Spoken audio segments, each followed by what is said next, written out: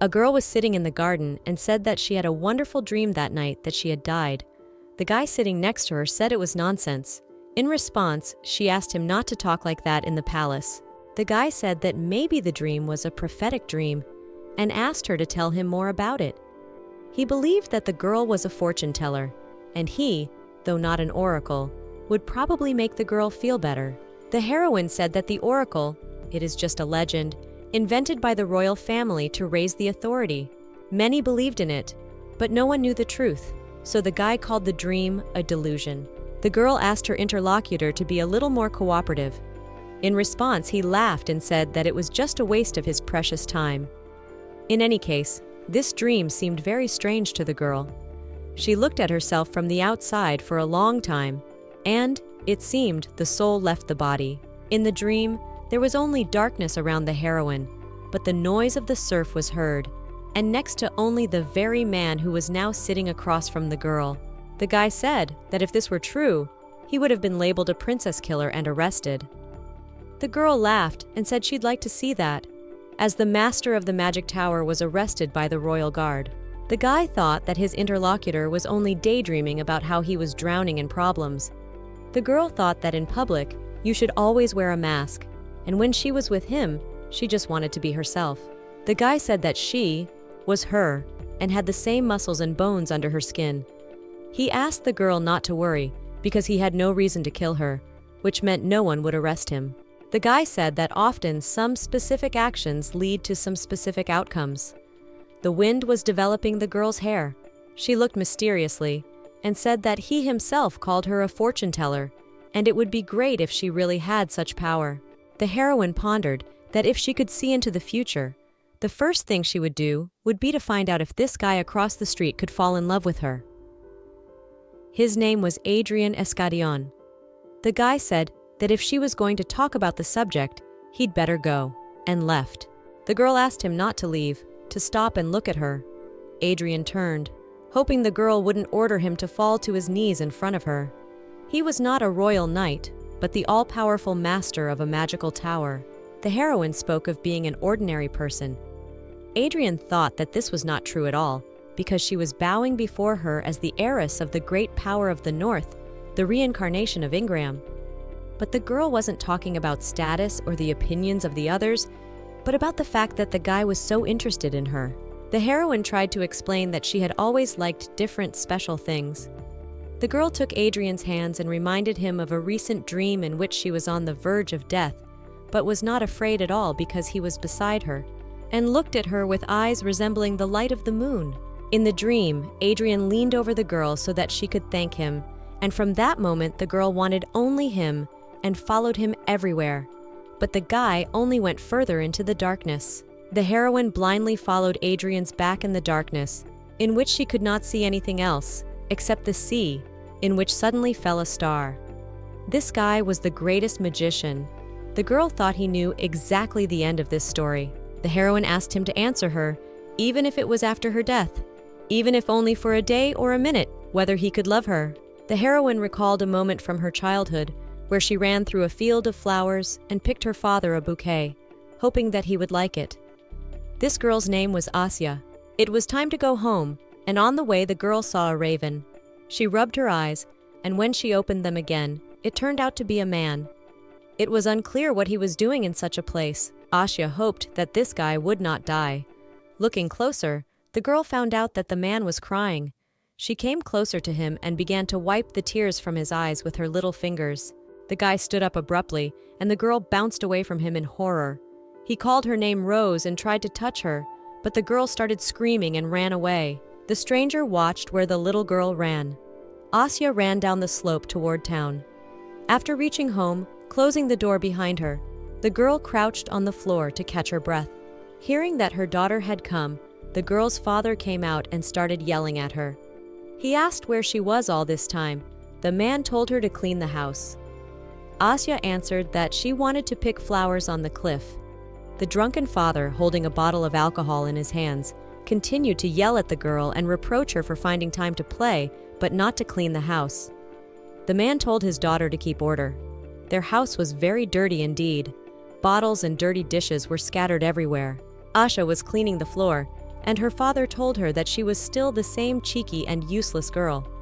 And despite the fact that she was his daughter, when he saw the little girl, he was in a bad mood. At that moment, Asha regretted that she could not collect a bouquet and give her father flowers to please him. The girl told her father that she was going to go get water. Opening the front door, on the threshold, Asya saw the very man she had met on the slope when she was picking flowers. She was frightened and started screaming. Her father got up to see what was going on. The stranger said that everything was clear to him and entered the house. He asked how old the child was. The drunken master resented that. This was trespassing. He didn't understand what this man would do with the information and why he would want to know his daughter's age. The father assumed that Asa was almost 10 years old. The stranger understood the man's position and decided to say everything clearly and to the point. He indicated that he wanted to take the girl away. The girl's father threateningly pointed a bottle at the stranger and said that he suddenly appeared and was talking some nonsense. The stranger's name was Adrien. He placed a bag of gold coins on the table. The landlord couldn't even guess how much money was in there. The stranger offered to make a deal. He said that for this amount of money, you could buy a castle like the nobles. But this child was worth much more. Alas, the girl's father did not understand this. Asya watched carefully what was happening. Adrien suggested talking about how much the father devalued his daughter. The stranger sat down at the table and spilled coins out of a pouch. Telling the man that he had beaten his daughter, he pushed some of the coins aside. Recalling that her father had abused her, Adrien pushed another portion of coins aside. The guy continued to list the points that her father didn't excel at, didn't watch her diet, didn't give her an education, and so on. For each item listed, the pile of coins got smaller. Eventually, Adrien held out a dozen coins in the man's palm and told him he couldn't pay him more. The father trembled, fell to his knees in front of the stranger, and began to tell him how much he had suffered because of this girl. Adrien said he could have given him nothing at all, and told him to be glad he couldn't kill him in front of the child. Asya couldn't believe her father had agreed to this. From the look on the girl's father's face, it was already clear. Asha clung to her father's hand, crying and begging not to give her away. But the man saw only coins in front of him. He had no use for his daughter. The father promised his daughter that if she went with the stranger, she would be able to eat good food and wear beautiful clothes. Asya held her father tightly, looking at the gold. Adrien said he would go look for a carriage to leave this place. The girl was desperate. She promised she would bring her father drinks and do the chores right, just so he wouldn't send her away. The man pushed his daughter to the side and started threatening her. The father crouched down on his knee to be on the same level as his daughter, apologized, and said she was not his native daughter. He said he spotted her on the beach 10 years ago and thought the noble family might have lost a child. The man admitted that he took the girl with the intention of getting a reward, but her parents never showed up. Soon he injured his leg and was unable to work, so he had nowhere else to get money. The father blamed everything on his daughter because of the feeling that he was bound hand and foot. The man showed his daughter a coin and told her that with this money he could start over. Asha was very disappointed but told the father that she would do as he said. The man was overjoyed and thanked his daughter. When Adrien came to pick up the girl, he found that the girl's hair had become very short. The father asked the stranger if he could dress the girl up just a little since they would be going to the Lord's house. Adrien realized that the man had decided to sell his daughter's hair for last. He hugged Asya and told her that this girl was now at his disposal, and if the father touched her even once, he would be left without hands. Adrien told the little girl that the wagon was not very comfortable and asked if she would bear it a little longer. The girl had never ridden on a cart before. It had been sold anyway, so it didn't make any difference. All she had was a small sack that could hardly hold anything. Adrien lifted Asya in his arms and said that when they got to a bigger settlement, they could change the cart. The girl looked behind the mysterious fellow's back and saw her father bowing in their wake. It seemed that that day was the first time Asya had seen her dad's real face. Among all the questions that tormented her, the one she most wanted an answer to was whether her father loved her. Adrien thanked the man for raising the girl and told him not to drink anymore. Asha and Adrien rode in the wagon. He asked the girl if she loved her father. The little girl cried. The boy said that her father treated her badly, but the daughter thought that it did not matter. Asha worried that her words might make Adrien angry. The girl felt nauseous and the wagon was stopped. Asha thanked and asked what the stranger's name was. The guy introduced himself as Adrien. The protagonist realized that her dad said that she might be from a rich family. The girl had heard her father say on more than one occasion that he wanted to sell her. She didn't know who slaves were, but from that amount, he could have been paid 10 times more. Asha told what her name was and a little about herself. The girl asked Adrien why he chose her, since there were other children in that village. Regardless, she was glad that they had chosen her. She thanked him for taking her away from there and giving her father money. Listening to all this, Adrien didn't understand why Asha was thanking him for that. The girl said that her father was happy when he had money. Adrien was outraged by this, and how much the bastard had leveled her with the thing. He wished he had killed the man.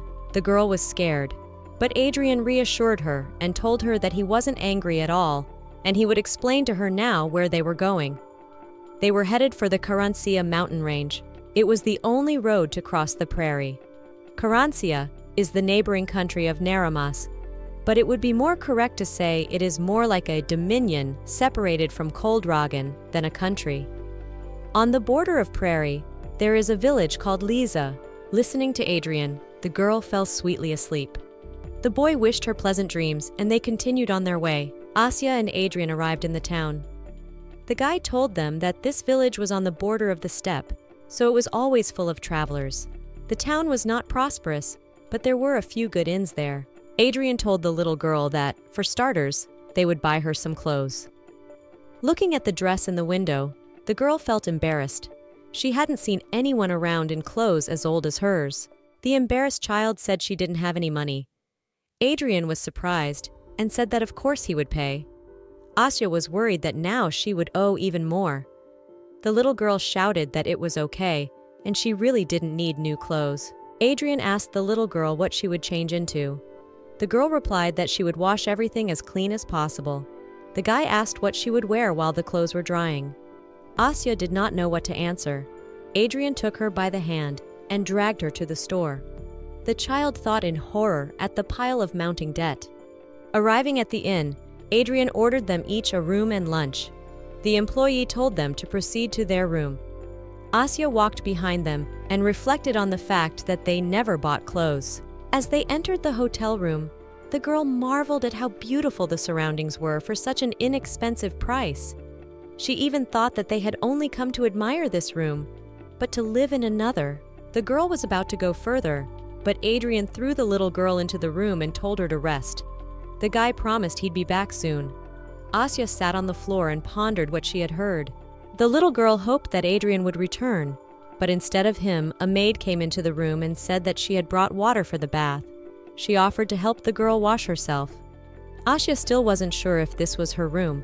The maid at the inn explained to the girl that everything was correct, and that dark-haired guy had just asked to send water for her. The girl told Asa to go wash up before the water got cold. The girl didn't need any help at all. She had never bathed in such a hot bath before. The maid said she would leave a change of clothes for the girl, and she would have to come down for dinner in them. Coming out of the bathroom, Asya saw a set of new clothes waiting for her, neatly folded on a chair. Taking these things, the girl realized how thoughtful Adrien was. The protagonist went down to Adrien and thanked him for the water and new clothes. The guy asked the girl to be a little patient and said that these were temporary clothes and they would go to a good store a little later. Asha replied that she had enough of these clothes. She clenched her fist and told Adrien that she would earn money and pay him back. The guy looked at the girl in surprise and replied that he didn't know what she was talking about and he didn't need the money. Asha understood that she couldn't give up this time. She said that she was good at cleaning and she was good at babysitting because she was babysitting Mrs. Lin's child. The heroine said that if she did some babysitting, she could repay him. She revealed that she could climb trees. Adrien indignantly slammed the book shut and said he hated to hear a girl say that. Asha was startled to hear Adrien's response. Seeing the girl's reaction, he explained that he had meant to say the wrong thing. A waitress came to the table and said that the girl, when she washed herself, looked like a noble young man. Asha looked at the chicken that lay on the table with hungry eyes. Adrien realized that she would not start eating without permission and ordered her to begin the meal. When the child started eating, it was obvious from her reaction that it was very tasty and she liked it. Happy Asha continued to eat. Adrien told her that he had recently come from the stables and was having trouble finding a van with a roof. He carefully removed bits of sticking food from the girl's face. Adrien, on the other hand, told the child that fortunately, they would be able to cross the prairie. Asha didn't know what he was talking about. The boy explained that the road to the mainland passed through this place, and in a month they would get there. The girl was shocked that they would spend a whole month on the road. Adrien warned that there would be no villages along the way, so they should prepare enough supplies. Also, there were rumors of monsters appearing lately. The waitress confirmed that monsters had been seen a lot lately. The girl asked Adrien what had happened. After all, monsters shouldn't be in these parts, and it was somehow unsettling. The waitress pointed with her hand behind her back. There sat a company of men who said they were also crossing the prairie. These men were traders. The girl suggested to Adrien that he take them as an escort. The boy replied that he hated the noise. The waitress laughed and asked him to take at least one sheep in case monsters showed up. Something to sacrifice. Adrien said that in case monsters attacked, he had a plan. Asha reacted violently to these words because she thought that the living sacrifice would be her. The child decided that the room, the clothes, the food, it was all a handout before she died. Seeing the child's reaction, Adrien asked what was going on. The girl smiled and replied that everything was fine, but her voice was shaking. Asha decided that he couldn't be trusted. In the morning, when Asya woke up, Adrien announced that it was time to go. It was obvious from the child that she looked exhausted. The waitress waved after her and wished a safe road to the girl who looked like a young man. The protagonists set off on their journey. Asha still thought it was the road to the grave for her. Adrien asked the girl how her first impression of prairie was. The child replied that it was very spacious and there was nothing but wind. Adrien told her that there are many more mysterious places on the continent, but Prairie of Nirmaz is among the top 3. In this place, even the magical long-distance engineering train became useless. It was impossible to use magic in this place. Although Prairie did not allow outside invasion, it was not an advantage. Although it wasn't bad for Nirmaz, it was thoroughly isolated from the continent because of these meadows. When the paths of magical engineering trains began to be laid across the continent, Nirmaz was cut off from the rest of the world, so they made a pact in secret from Caldragan. Although isolation might be a good thing, but could it be said that it was actually the right decision for the state? Asha scrutinized everything around her and couldn't believe that the world was so big. Adrien showed the girl a map of the world and this very prairie they were crossing. Asha looked at the map and could not believe that prairie was so small and that anyone could go to all these places. Somehow, Adrien thought, the girl had said before that she wanted to go here. The girl raised her eyes to Adrien in surprise. He was looking in the distance. A group of people on horses could be seen among the green hills. As they approached, the strangers questioned where they were coming from. Asha hid behind Adrien's back and considered that these men had a dead man lying on a wagon. The strangers warned that it was best not to go any further because there were monsters there that caused them to go through a lot. The men said that there were no monsters here before and that it was unclear what was going on. They advised to go back to the city and rearm. Adrien voiced that obviously they were not from Nirmaz. The men looked puzzled and asked how he knew. The protagonist explained that corpses are not brought from those places. They make an above-ground burial. The stranger said that Adrien had good eyesight. He decided not to hide the fact that they were traders from Astai.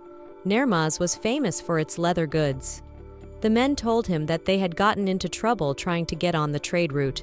Adrien was silent and watched carefully. Then he told the traders that they would be all right. The stranger replied that Adrien looked like a nobleman who couldn't even sharpen knives, and this path could be dangerous for them. The wagons parted on different sides. Adrien and Asya continued on their way. Toward nightfall, it began to rain. The protagonist had never had such a premonition before. He suggested that the girls stop at this place tonight. Asha and Adrien sat in the wagon with a lantern between them. The guy asked the girl if she was afraid of monsters. It seemed to the little girl that the guy was much scarier than any monsters. Adrien speculated that the appearance of monsters in Prairie had happened because of the people they had met. Perhaps it had something to do with the Ostai who wanted to build railroad tracks to Nermaz and so were not happy. Adrien told them that the people they met were most likely sent on a reconnaissance mission. The strangers said they were traders, but they had no goods. These words were lies. Asha wondered why those people would deceive them, but Adrien didn't know anything about it. The fact that magic couldn't be used in Prairie was known to everyone, and monsters appeared there to protect the territory from people. If those people didn't use magic, there would be no monsters. People use magic to eradicate what they themselves created. Adrien thought this was strange.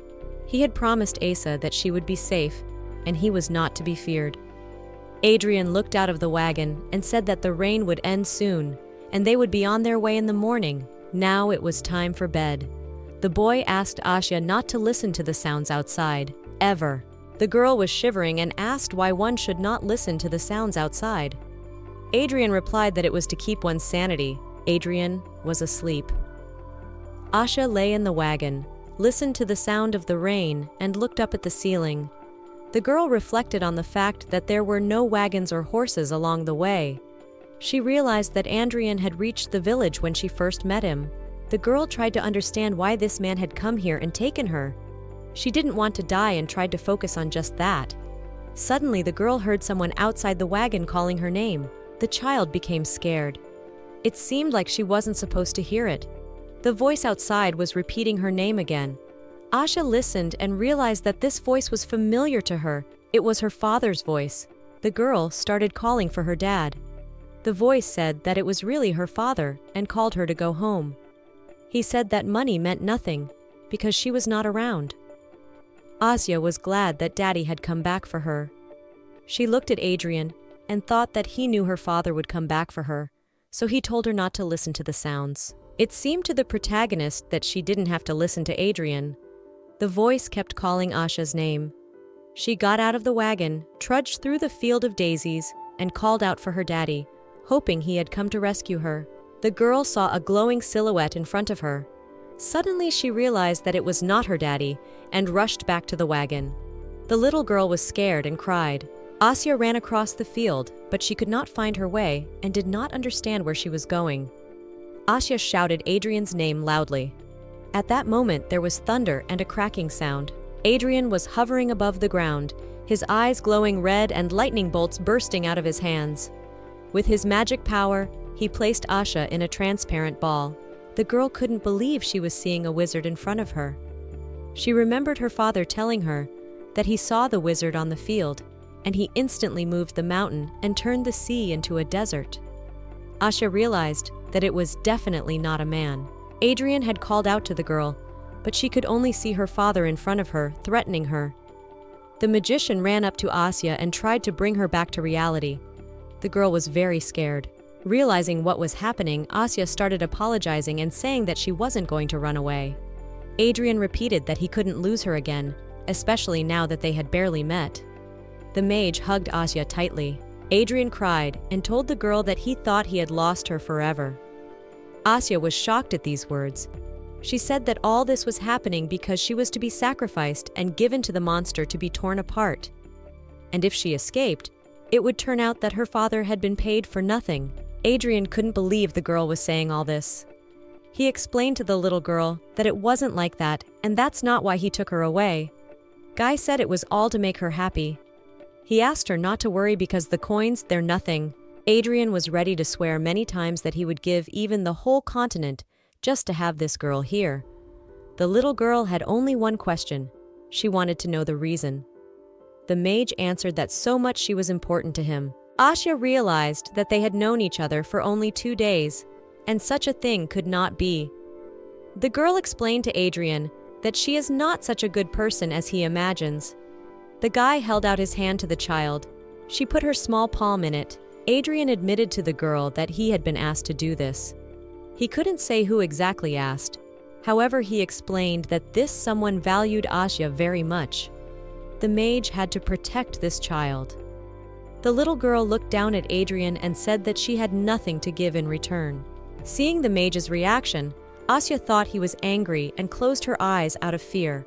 Adrien stroked the girl's head and said he didn't need anything. He was paid enough. Asha thought he was angry that she had gone out, even though she was forbidden to do so. Adrien smiled and said it was all his fault because he didn't explain anything. He thought Asha would freak out if he told her the reason, and luckily the protection spell he put on her just in case worked. He apologized to the girl and stroked her head again. Asha talked about her daddy and how she heard him calling her. The girl couldn't finish and cried. Adrien held her tightly against him and she sobbed even louder. It was clear to her from the beginning that Daddy would never take her away. He had never comforted her like this, but she was still waiting for it. The mage wiped the little girl's face with a white handkerchief. She was very uncomfortable and sleepy. Adrien deftly wrapped the girl in the plaid and took her in his arms and held her close to him. The girl didn't understand how this guy could smell like sunshine if he was with her in the rain just now. Asha clung tighter to Adrien, feeling his warmth. The magician said that the mirror ghost was gone and told the girl to rest. The protagonist wanted to know who the mirror ghosts were.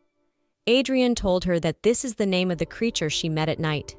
It's a monster that lures people with the words they want to hear the most. Asha asked if Adrien had heard anything from the mirror ghost. The boy froze. The image of a blonde-haired girl calling his name appeared in his eyes. But to the girl he replied that he hadn't heard anything. The girl continued to ask questions about the encounter with the mirror ghost. Adrien said it was time to go back. Asha wanted to ask many more questions, but she dozed off, and it seemed that now she would never know who it was. Asha sat on the bench with Adrien and studied the map. She confidently pointed her finger at points on the map and called out the name of the cities. The magician told the girl that the map was upside down and promised to teach her how to use it later. The little girl noticed that if you look at the map from a certain side, it looks like a dragon. Adrien said that maybe that's what people were thinking when the myth of the giant dragon appeared. The mage told of a famous northern legend. One day, chasing the golden bird Ingram, a huge dragon flew in. But in this chase, he fell to the ground. His life was cut short, so the dragon became the continent they live on. The girl couldn't believe it. Are dragons really that big? Adrien explained that it was just a legend, and although dragons exist, they are not that big. The girl wondered what size they were, and she compared it to the size of the lake near which they sat on a bench and watched the sunset. Asha said she had one more question left and asked where her house was. Adrien looked at the little girl and saw familiar features in her. He pointed on the map with his finger where the girl's house was. Asha asked what they were going there for, and suggested that they needed to go back there so nothing bad would happen. Adrien confirmed the little girl's words. It was already getting dark around, and it was time to head back to the hotel. Asha planned to go swimming in the lake the next day. The travelers stayed at an inn called the Pearl of the Mountain Range. At the entrance of the inn, a wagon got stuck in the sand, and a crowd of people were trying to pull it out. Adrien looked at everything that was going on and realized that it would take a long time, and he chose this place because it was usually quiet. He put on his hood, and with the help of his magic, he pulled the wagon wheel out of the sand.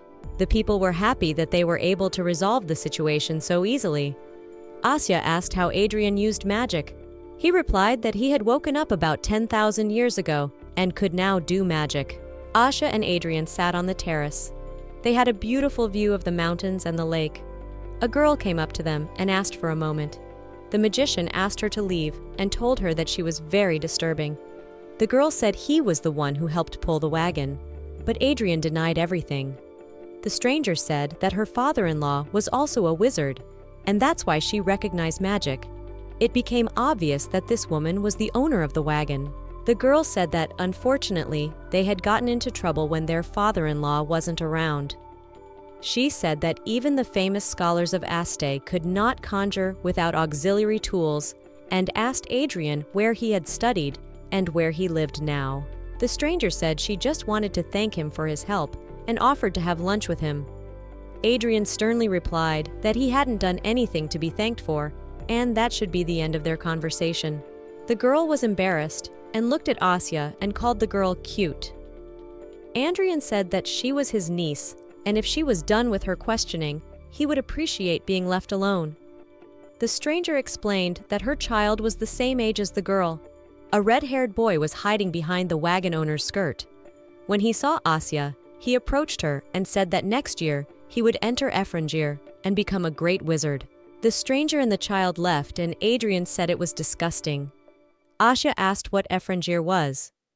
The magician realized that the boy had told her and explained that it was an institution of the Astai State School of Magic, and nobles often send their children there. Asha was surprised that children could learn magic too, because Adrien had said that he had slept for 10,000 years.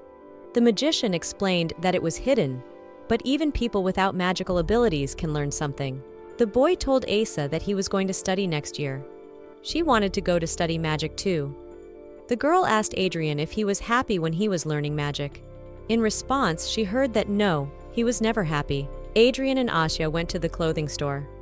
The girl tried on a dress and said she'd never worn one before because it didn't really fit her. The store employees admired, complimented, and said she looked like a doll.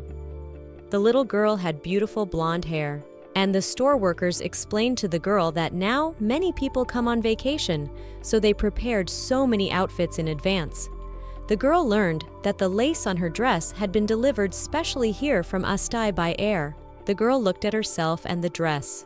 She agreed that she looked great, but she had never thought before that something so expensive suited her. The store workers didn't let Asya stay alone with her thoughts and started to show her jewelry and other dresses. Asha wore a pink dress, and it seemed to look even better. The worker asked why the girl had such short hair, because with long hair she would be even prettier. The girl wanted to tell about her daddy. The little girl heard how the father of another girl who tried on dresses in the same store came and said that her dress was very beautiful, and they would buy it. Asha watched all this, and she was sad, because her father had never shown himself to her like that. The store assistant asked the girl which outfit she liked better, but she didn't know what was better and didn't know what to say. Adrien came into the store, looked at the girl, and said they were buying whatever fit her. Asha sadly realized that her daddy had never given her anything like that. The girl didn't understand why Adrien was so kind, since they weren't even close. She would never have thought that there would be someone who would appreciate her so much. Leaving the store, Adrien carried boxes with purchases for Asha, but noticed that the girl was upset and worried about something. He asked what was wrong, but the girl said it was nothing special and everything was fine. Asha asked Adrien if he wanted to be her daddy. The guy obviously did not expect such a question and just remained silent in response. Previously, the girl could not imagine such a thing, this luxury, and it was hard for her to even look at it. Asha in the showcase saw an automatic doll and froze. She repeated several movements laid down by magic. The little girl thought it was magic too, but Adrien explained that it was more of a magical device and asked if she wanted the doll. The protagonist refused, thinking it would be a very expensive purchase, but Adrien replied that they could buy it if they wanted. Now Asha had such a beautiful doll. They sat down on a bench and watched the sunset. Adrien asked the girl if she wanted to go back to her father. Asya was silent in response. The guy went on to say that he ransomed her for money and he has no excuses, so he wants to give whatever he can. The little girl said she didn't need anything, but Adrien asked to be more honest and promised that he could pamper her at least a little. The mage stroked the girl's head and asked her to tell him only the truth. He promised to buy anything and listen to her every whim. Asha smiled and said that she already liked everything. The girl asked to sit on Adrien's lap. He agreed, but a man came to the bench and said that he was glad to meet Adrien and had not expected to find him in this village. The mage clearly did not expect this meeting. The man asked him not to be so rude and told him it was just a fun family trip, especially since his wife wanted to go north. He told Adrien that he should fulfill his wish too. Adrien quipped back at the man, and the man noted that his tone hadn't changed at all. The old acquaintance noticed that there was a companion next to the mage. Adrien said it was none of his business. The gray-haired man hoped that Adrien had not forgotten noble etiquette and asked to be allowed to introduce himself. Asha watched fearfully and didn't realize who this grandfather was. After taking a better look at the girl, the man poked his finger at her and asked who it was. The intrusive man said that whatever it was amazing. He asked Asha to answer what her name was. At first, the girl thought he was kind, but now she had a strange feeling. Adrien called the man Count Kaizu and said it was impolite to talk about etiquette. The man didn't understand what was wrong and asked the girl to come over to him. Asha was very frightened. The mage told her not to touch the girl, or he would teach the count the etiquette he holds so dear. Adrien grabbed Kaisa's arm, thus stopping him. He offered the man a test to see how hard he could twist his arm. The count replied that if he wanted to teach him in such a manner, he was far from nobility himself. Adrien twisted the man's arm harder. The count was telling the mage that his nature was going nowhere. Asha was worried that Adrien would actually break his arm. She called her guardian by name, and he let go of the count and tossed him farther away. The man left, but promised they would see each other soon. Adrien apologized to the girl for what had happened. She replied that it was okay, but asked who the man was. The mage asked the girl not to think about it, but she felt that this man knew something about her. Walking around the city, the main characters met Altman. The red-haired guy thought that Adrien was somewhere on the edge of the world and did not know that he was exploring the continent. The mage held the girl in his arms. Count Kaizu came out from around the corner, saying that he understood the reunion yesterday had been wonderful, and he personally allowed the Ivory Tower alumni to meet. The man asked Adrien how he was feeling. The mage, turning his head, replied that they had never been close friends. Altman apologized and told Adrien that he missed him a lot. The count came up behind him and said that he and the girl looked alike and offered to take her away. Adrien said it was all nonsense and he wouldn't let the girl go. Kaizu thought none of that mattered, and he always got what he wanted. The magician replied that the man still didn't have an ounce of dignity. Adrien said that the cane was a relic of Edaron, and the man had already paid for lying in the face of authority and wandering around like a dog. The count replied that, alas, the abbot of Ephranger was not the most generous of men. The mage marveled that the count was going to fight him with only a fraction of the magic stolen from the dragon. Kaizu replied that of course he couldn't do it alone, but Altman was eager to tear him to pieces. Adrien lowered the girl to the floor and told her to go home.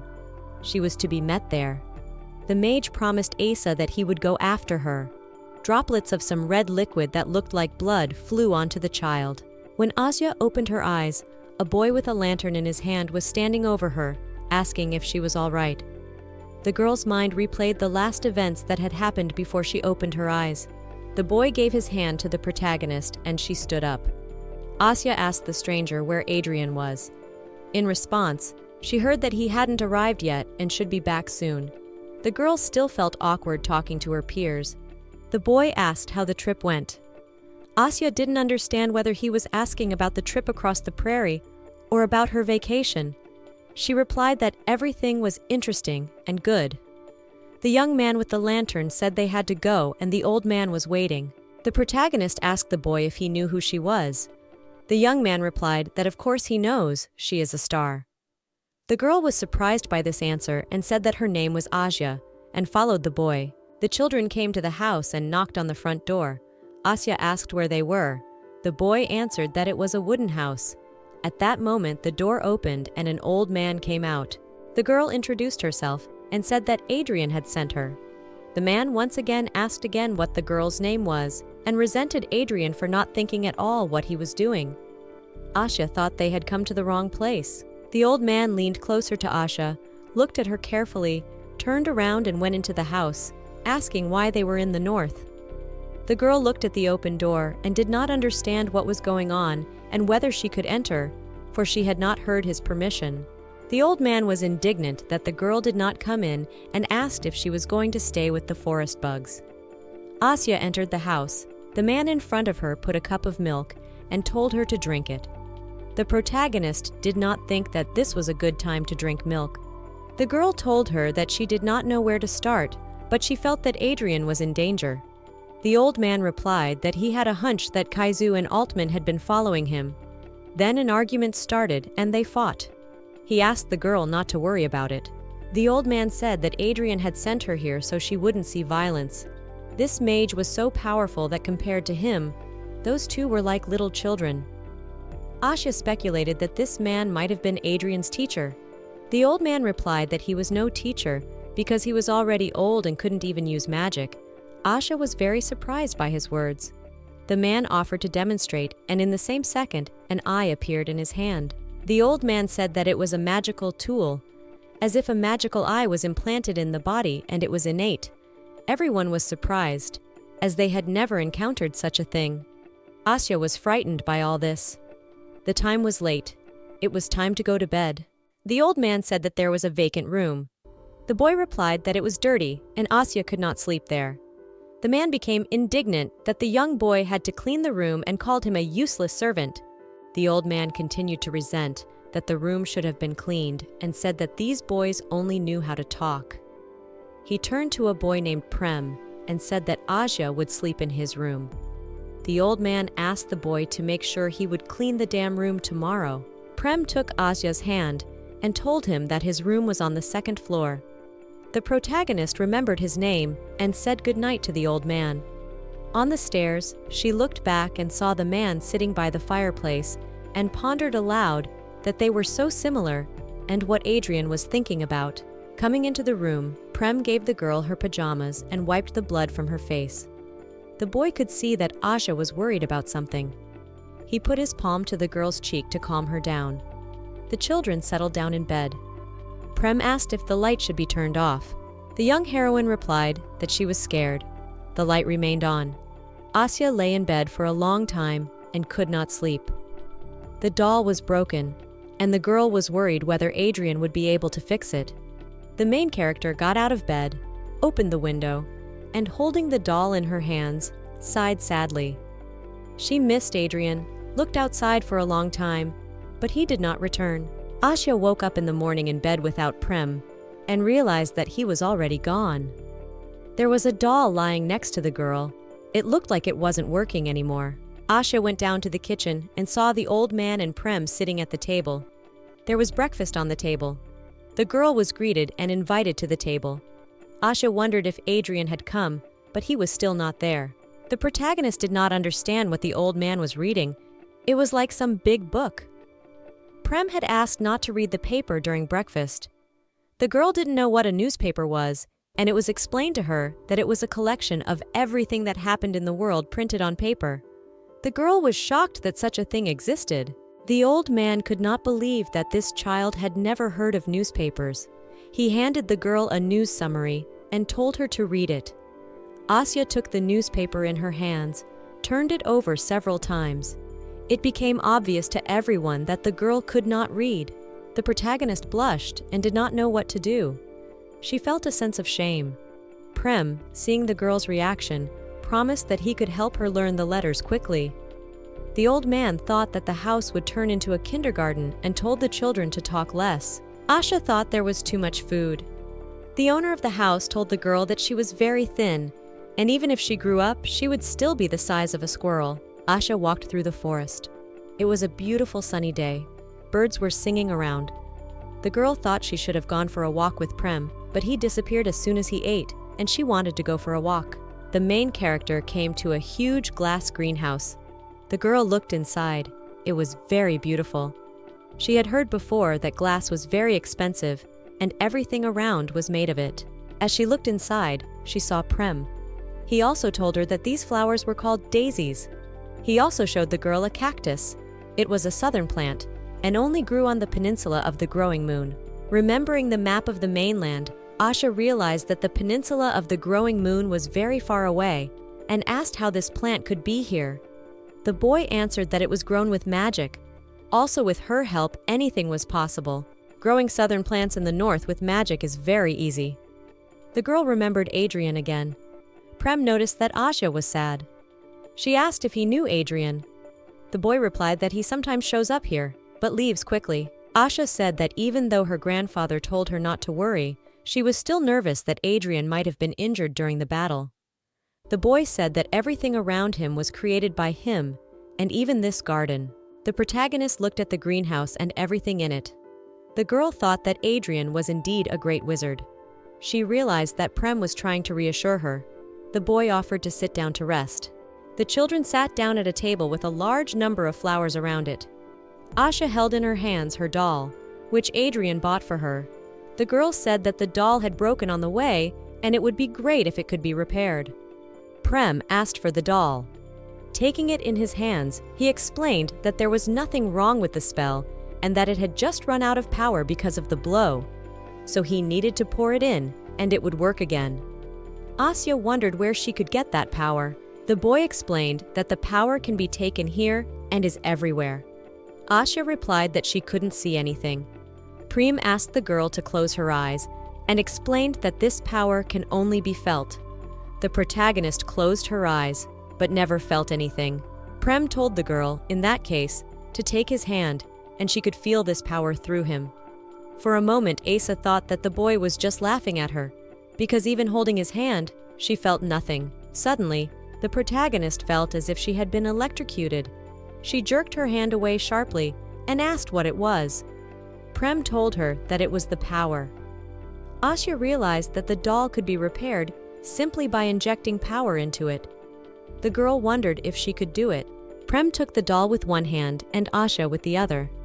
They both closed their eyes, and when they opened, the doll was already in working order. The girl was happy that the doll was working and hugged her friend. The protagonist ran for joy to tell her grandfather that she was able to fix the doll. The old man told her not to go into the house with such dirty feet, to take a breath, and then tell him what had happened. Asha showed him her doll. The old man took it in his hands and said he didn't know if children played with such toys now. Prem appeared behind the girl's back and told him that she had injected power into it. The old man asked Asha if Adrien had taught her how to do it. The girl replied that Prem had helped her, and without him, nothing would have been possible. The grandfather made a very stern face, and the protagonist thought that she had done something wrong again. The old man laughed and said that was different. He praised Asya, stroked her head, saying that she had learned to work with strength, and there are very few children with that talent. The old man said that when Adrien arrived, he should be asked to teach Asya how to work magic, and he would tell her everything in order. The protagonist knew he didn't want to teach her magic. The old man told her that Adrien was the court wizard of Caldragan and he had many apprentices. Teaching someone, hard work. A court wizard is a mage directly reporting to the ruler. Asa wondered if Adrien would have praised her as much as the old man did, or not if he knew she had fixed the doll. But the girl really hoped she was doing the right thing. A week later, Adrien came back. Asya, seeing him, ran to meet him and hugged her guardian tightly. She asked if he was hurt. The mage replied that only she hurt his pride by looking at him like that. Adrien asked where Hassan was. The girl didn't realize who she was talking about and then said her grandfather was here. He ran in their direction with a stick in his hand and yelled to Adrien that he was a puppy. The mage asked him not to complain about his sore back since he was so active.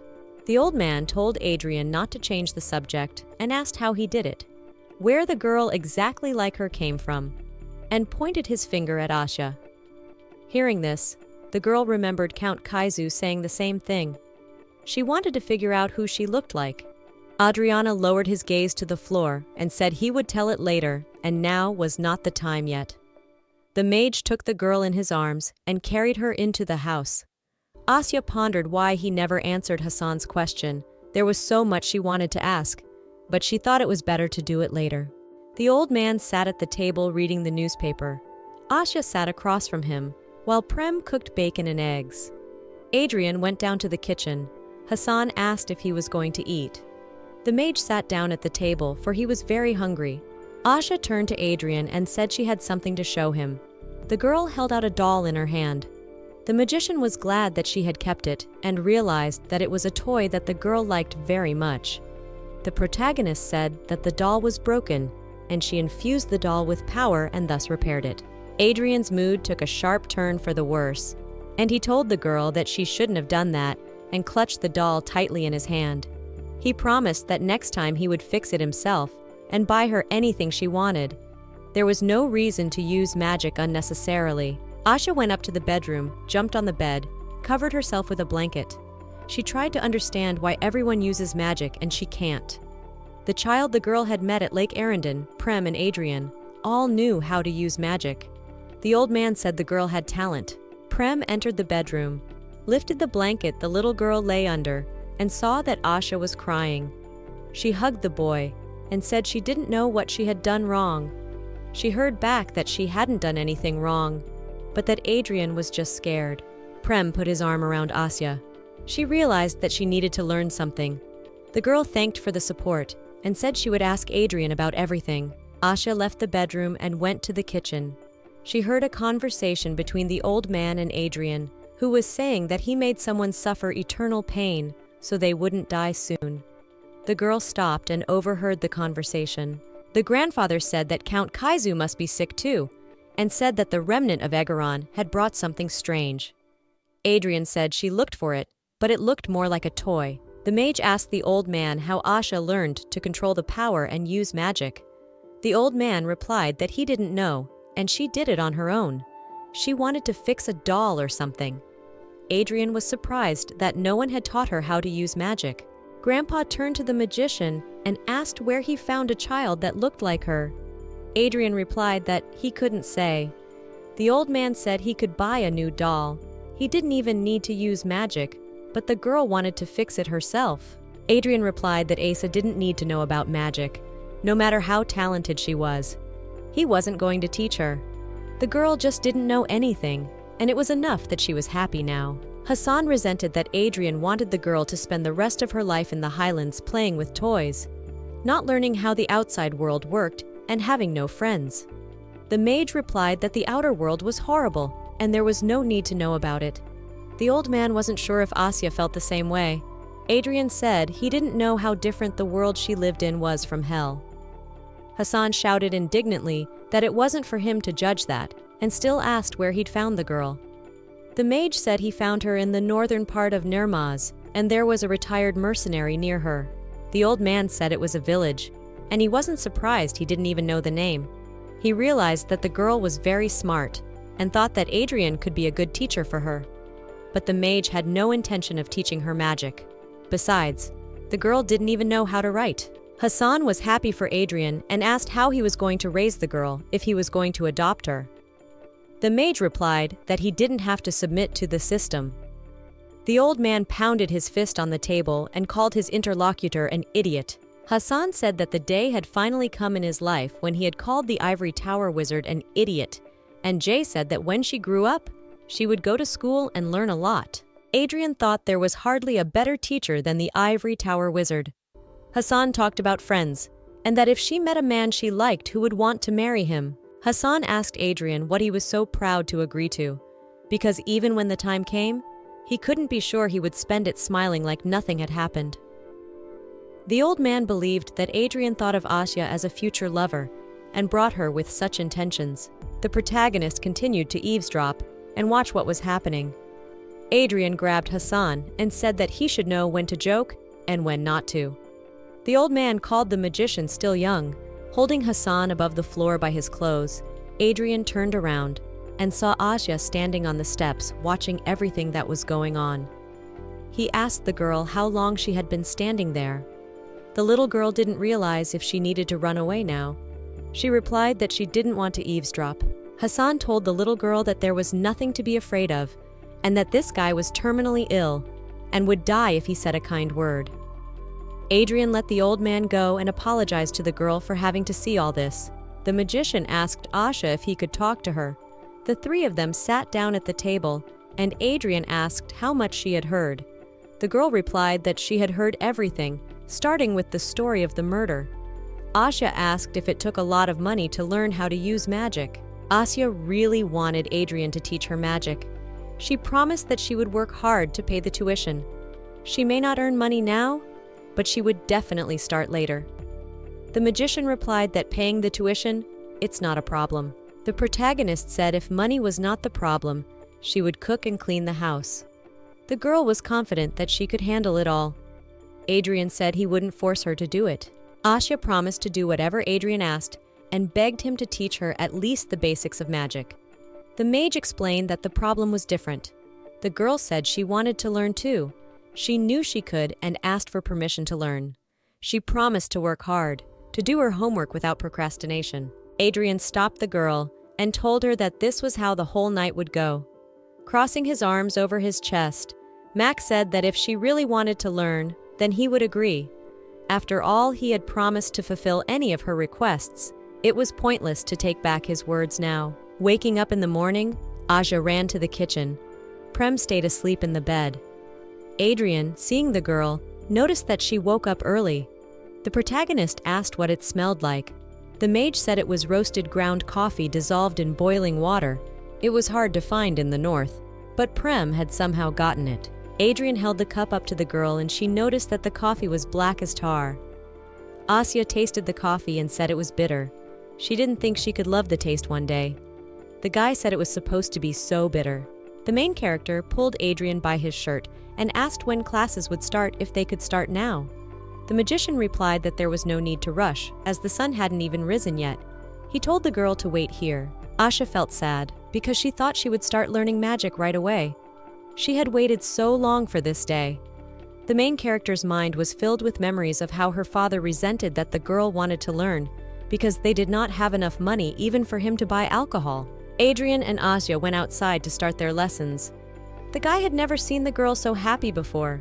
He asked the question why winter was coming. Asya wasn't sure, but answered that winter comes because it gets colder. She hoped they would be learning magic and not learning about the seasons. Adrien asked why she thought it was getting colder, and if she had ever wondered why trees, mosses, and grass could grow on Earth. Asya, remembering something, answered that soil is made up of substances that help plants to grow. Adrien asked why these substances were in the soil. The girl didn't know that and didn't understand why she needed to know all this. Adrien told her to look carefully. He put his hand down to the green grass, and a flower grew under his palm. Before the girl's eyes, it just bloomed. The magician asked if Asha remembered what he had just done. The protagonist wanted to know how he did it. The guy explained that he channeled some of his power into the ground, and it was enough to turn the seed into a sprout. The girl used to say that plants grow thanks to the substances in the ground, and that was right. But if we speak in the language of mages, the power gives the sprouts life. Asya realized that it was the magical force that gave birth to life. Adrien explained that it exists everywhere. The girl told him that she first saw magic in a huge pasture, when in fact, she had been surrounded by magic all her life. He cited the changing of the seasons, the movement of the stars, the ripening of crops, even phenomena such as the smell of fresh bread, a howling wolf. All of these phenomena were created by the flow of power, the magical power that made everything possible, carrying the source of life, the breath of the last dragon on earth. The girl listened attentively to her guardian. He went on to tell her that a mage is someone who has an innate talent to feel and use their power. She must learn magic, not just learn how to use it. Adrien said that since Asha had taken up magic, he was on her side and should guide her to the right path. The magician meant that starting today, he would teach her magic. Asha was happy with Adrien's words. Before they started, the guy asked the girl to make him some promises. The protagonist said that if he wanted a soul in return, she was willing to sell it. In response, she heard that there was no need for that. Adrien explained to the girl that, for one thing, you should never use magic with the intent to harm. The little girl promised that she would never do that. The magician explained that, secondly, you can only use magic when it is necessary. Asha asked how she would know at what point she needed to use magic. Adrien said that she would figure it out on her own. The girl realized that she had never seen her guardian use magic just for fun. The protagonist promised to stick to those rules. The magician asked the girl that she should never try to resurrect the dead. Asha promised that she wouldn't do that. Adrien said that from now on, she is the apprentice of Iscardian, descendant of the Grey Wanderer, and until the bones of the moon show beneath the starry sea, she will be his apprentice. Adrien asked the girl to give his hand. He touched his finger to her palm and used magic. The mage explained that this spell would allow the girl to wield the power, and in about a day it would disappear, so it would need to be renewed every day if she wanted to continue to use the magic. Adrien announced that they were starting today's lesson. It was a welcome moment for Asha. The mage held in his hand a stone with the power that is part of the lanterns they use. It looked like an ordinary stone on the outside, but it glowed when it came in contact with magical power. There's a special process inside these power lanterns that is charged with magic. They are designed to glow when a stone with power is inside. Adrien asked if the girl understood the principle. The mage handed the little girl the stone and said her first task was to make it glow like he did. Asha took the stone in her hands and realized that her task now was to imagine herself as a lantern with power. Adrien was pleased that the girl was realizing things quickly. Asha concentrated. She realized that all she needed to do was remember that feeling. She was going to make that stone glow, and she believed she could do it. In the end, it didn't work. An hour later, there was no change. The protagonist had time to get frustrated because she couldn't make the stone glow. Adrien asked where the girl was at the moment when, with the help of the power, she fixed the doll. She told him that she had been in that glass garden behind the house. Adrien replied that, in that case, they would try again already in the garden, and every magician has a place most in harmony with his energy.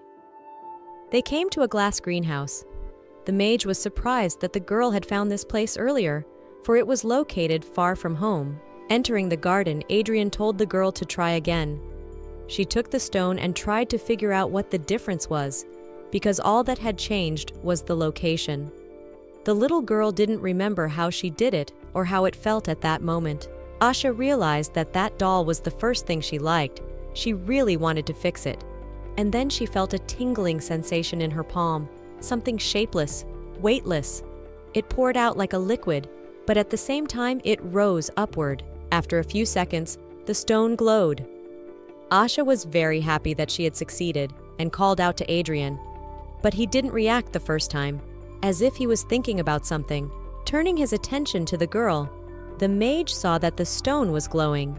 He praised Asha, saying that the stone could be brighter, but it was very good for the first time. As he suspected, this place combined with the girl's energy, and he planned to teach her how to control her power here. Asha wanted to know what the combination with her energy meant. Adrien explained that it was simple, and she would use her power better in this particular place, and every mage has a place best suited for him. It can be an ordinary place, or even an attribute that matches the mage. A place with a special meaning could also serve such a purpose. Prem entered the greenhouse and announced that he had brought tea. The girl wished the boy would stay and drink tea with them. Asha was glad that Adrien had praised her, and she had learned magic. And now she sat in the beautiful garden and drank tea. The main character felt like a fairy tale princess. The girl told how she had heard that Adrien had built this garden. The magician suggested that Prem might have told about it. The girl said that it was very beautiful, and she had never seen so many plants. She liked the glass windows that looked like a princess's garden. Asha assumed that Adrien liked flowers, but he replied that he didn't. The girl didn't understand why he had created this garden then. The mage explained that it was rather his whim, not a great desire. There was an awkward silence at the table. The girl asked permission to ask something. Asha wanted to know who she looked like, because everyone was talking about it, but nothing was clear. Adrien answered that the girl looked like an old acquaintance of his, and he almost thought it was her when he first met her. Asha asked where this acquaintance was now. In response, she heard that this girl was dead. Now it became clear to the protagonist why Adrien called someone else's name in their first meeting. He was not looking for her, and they met by chance. Asha realized that was why everyone was so surprised when they saw her. The magician asked the girl not to worry about it. Suddenly, the guy noticed that Asha was crying. He came closer to the little girl, sat on his lap, and asked if she was okay. The girl looked at her trembling hands and did not understand why she was crying, because at that moment she was not even sad. She couldn't stop crying. Adrien said he shouldn't have told her about all of this and apologized. He didn't want to talk about it at all, especially with Asha. The mage said it made him harsher than he was before. His hands trembled and the girl noticed it. Asha took Adrien's hands and said it was okay. She was just a little surprised, that's all. But her teacher felt he should take more care of her. It was Aja Konyak's little specialty to hide what she really wanted to say. The girl realized that if she didn't look like the person he knew, then maybe the guy wouldn't have taken her in.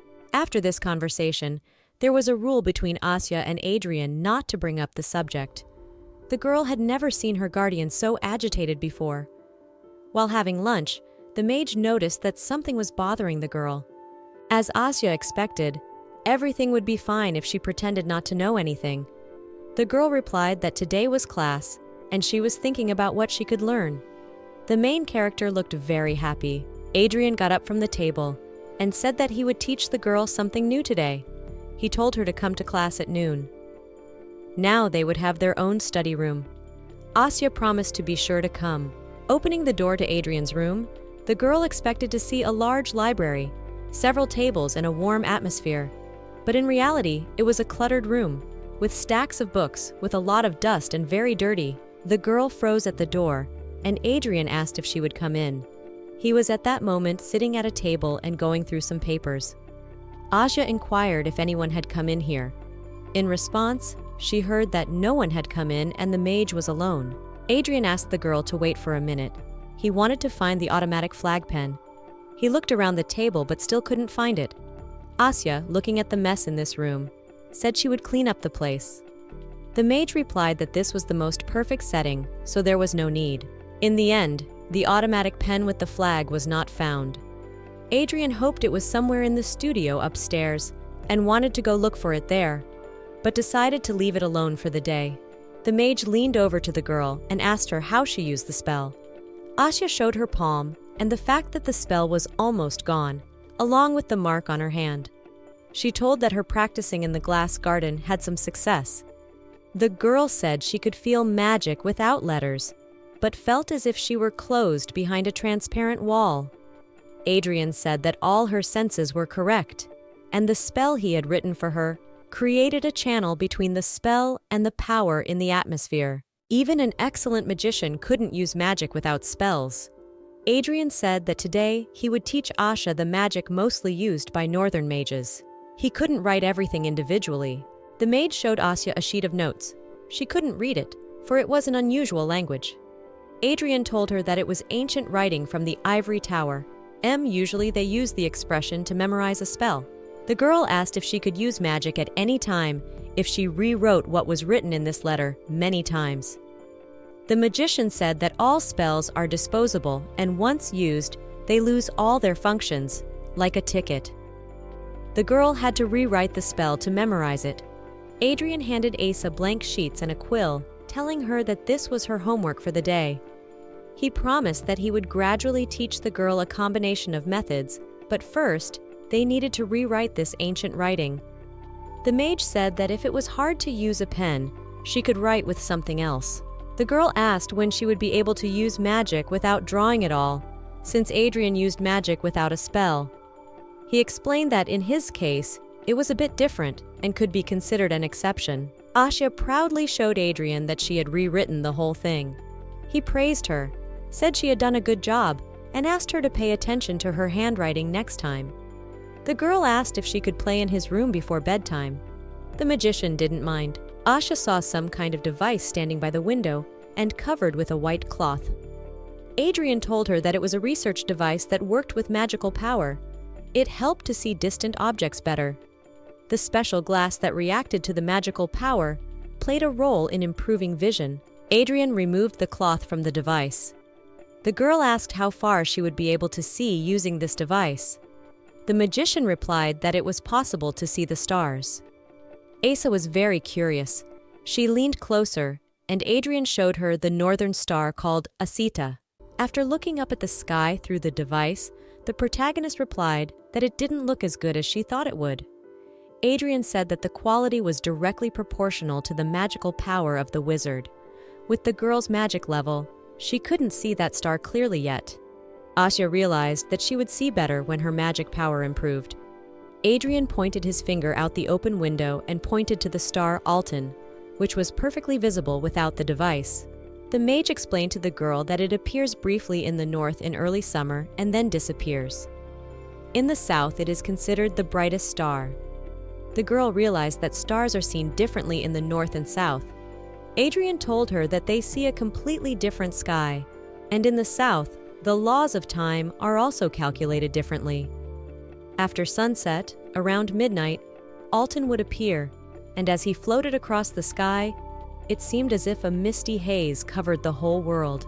People believed that in the south, the sun rose and set twice a day. Asha said that she really wanted to see it one day. Adrien replied that he thought it would be better for the girl not to know the outer world. The protagonist didn't understand why that was so. The magician explained that human curiosity always grew in a terrible form because these words are like a knife cutting itself. Asha did not understand anything at all. A white desert on the lunar sea of Crescent. The 7 islands of Izumikan, each of which, they say, has different weather. The great labyrinth of Edaron, which is recognized as the dragon's heart. The ivory tower, which stands alone at the end of the North Sea. Such a huge world and such a small Asia. The girl wanted to know more and definitely go there. This whole world beckoned the protagonist. Adrien told her that in the ivory tower, there is a surveillance machine that is much bigger than this one, and the device they are using now is a copy of the one in the tower, so their performance cannot be compared.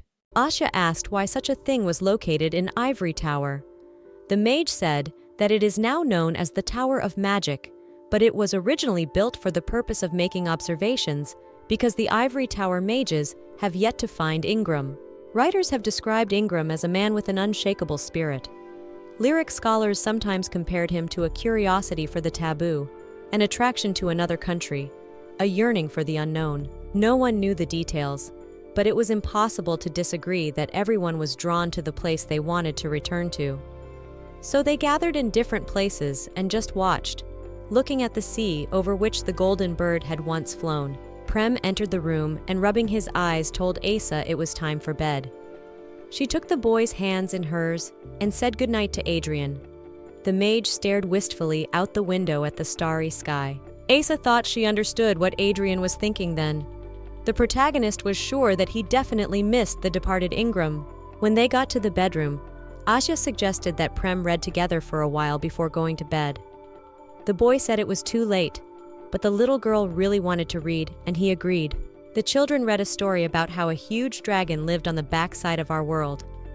This dragon slept in the dark for a very long time, and one day he opened his eyes and saw in front of him a bird with golden feathers, like he had never seen before. Prem noticed that the girl reading was already falling asleep and said that she should go to bed. The boy covered Asha with a blanket. She, even falling asleep, continued to ask him many questions. The next day, Asha's learning continued. Adrien was very strict, sorting out the girl's homework. Usually the mage was very kind, but today was like a demon king. Adrien was explaining that, with these skills, she could easily master all this knowledge. The girl was indignant and said that normal people couldn't learn a whole book in 3 days. The magician asked for a pen and started to correct something in Asha's homework. Watching all this, the protagonist thought that Adrien seemed to have forgotten that she was only 10 years old. He gave the girl the corrected version, and it looked like the magician had written it all over again. He told the girl to read it and come back with a more rational formula. Adrien reminded her that the assignment was to classify and analyze the 12 components of magic stones. Asha desperately pretended not to know what he was talking about. She didn't understand how he remembered so well, and handing over the homework, she said that she had done her best. After reading what it said, Adrien said it was the right answer, but the fundamental approach was ineffective, and told her to fix that part. The girl replied that, in that case, she would not have time to look up the theory of magic of the 5 great elements. The teacher pointed out to the girl where to start and where to finish. They agreed to see each other in 2 hours. Asha drank the drink that Prem had prepared for her and realized that if it wasn't for him, she would have fallen asleep by now. The protagonist asked the magician how and where Prem had learned magic. Adrien explained that he was a born magician, and since this boy was a living doll himself, it was natural for him to have a connection with the same doll they had fixed while in the glass garden. The magician told them that Prem had used himself as a spell machine, and the caster was Asha herself. The girl couldn't believe that he was really a doll, since no one had mentioned it before. Adrien explained that the boy moved like a human and had emotions, but in the end, he was a machine. The girl asked if Prem would die when his supply of magic ran out. The teacher replied that in the distant future, if his power core breaks, it is possible. The protagonist wondered if the boy broke. Could he be repaired with Adrien's power? The answer was no, even he couldn't do it. It wasn't the type of technology Aster was creating, it was the power of the backside of the world. Adrien was eating lunch at the table, a wreath of daisies on his head. Hassan was saying that his friend had finally surrendered. The mage replied that Asha had done it. The girl said that she had heard that today was the day to give flowers to the teacher, and had also woven wreaths for Grandpa and Prem. The girl had made more friends as of late. Adrien was the teacher, and Grandpa and Prem were friends for the main character. Hassan asked Asya if she wanted to go out into the world and make new friends. The girl replied that she really wanted to, if possible, and she also wanted to go to school. The old man noticed Adrien looking away at that moment. Hassan told the girl that if Adrien couldn't send her to school, he would tell her about the times when he was a teacher himself. Hassan showed Adrien his tongue. There was tension between their gazes. The old man said that in the royal family, Adrien was 100 times weaker than he was now. He said that many people had placed bets to make him laugh. Asya asked how they had met. Adrien revealed that Hassan worked as a courtier for the Cauldron's family. Nobles need assistance, and even though he wasn't from the royal family, he was still entrusted with the title of mage. Adrien said that humans are creatures that cannot live without social stratification. The Asterians spoke of equality. In fact, the society was dominated by class divisions, and they had gotten to the point of using Aragon's shards. The girl didn't understand what they were talking about. She was curious to know more about these shards. Hassan said that the little girl had been asking a lot of questions lately. Adrien replied to the old man that since he had brought it up, let him explain to the girl what it all meant. Hassan said that if he started to tell it, it would take a long time, but Asya was ready to listen to everything. So the old man began to tell the story. Hassan said that 50 years ago, magic was a mystery, and very few people knew how to use it, because no one knew what magic was. Then someone broke into the great palace in Edaron in the south of the northern mountains. Taboo, this place that served as a safe haven, was hidden by the royal families. Asha said she had heard of dragons guarding the hidden part of the great palace. Hassan confirmed that there were such rumors, and yet they were only sure of one thing, that they had come out of the heart of the great palace with a huge treasure. This treasure was an Edaron shard, an item that allowed ordinary people to sense magic power. With this shard, the cities in the center were united into Aster, and even now they were supplying various goods to the citizens and raising taxes. This was the reason why the old man had a fight with Caldrigan.